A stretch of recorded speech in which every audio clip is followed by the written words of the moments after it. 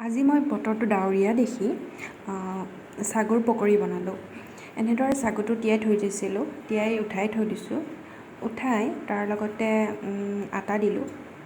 আটা দি আপোনালোকে বেচনো দিব পাৰে, মই আটা দিছোঁ। এনেকৈ মিক্স আপ কৰিলোঁ ছাগুৰ আটাখিনি। তাৰপিছত তাৰ লগত পিঁয়াজখিনি দিলোঁ। পিঁয়াজ সৰু সৰুকৈ কাটি থৈছিলোঁ, পিঁয়াজখিনি দিলোঁ, হালধি দিলোঁ, নিমখ দিলোঁ আৰু এনেদৰে আকৌ মিক্স আপ কৰি মুঠি লৈছোঁ।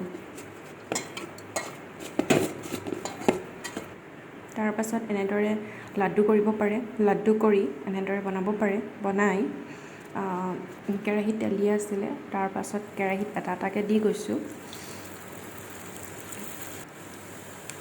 এটা এটা দি তাৰ মাজে মাজে মই লৰাইও দি আছোঁ। এনেদৰে মাজে মাজে আপোনালোকে লৰাই থাকিব।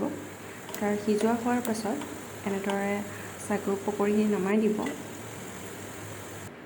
নমাই এটা মই ফালি চালোঁ সিজিছে নাই, সিজিছে ধুনীয়াকৈ। এনেদৰে খাই চাব পাৰে, খুব টেষ্টি হয় বতৰ ডাৱৰীয়া দিনত। আৰু ভিডিঅ'টো যদি ভাল লাগে লাইক, কমেণ্ট, শ্বেয়াৰ, ছাবস্ক্ৰাইব কৰি দিব দেই। ধন্যবাদ।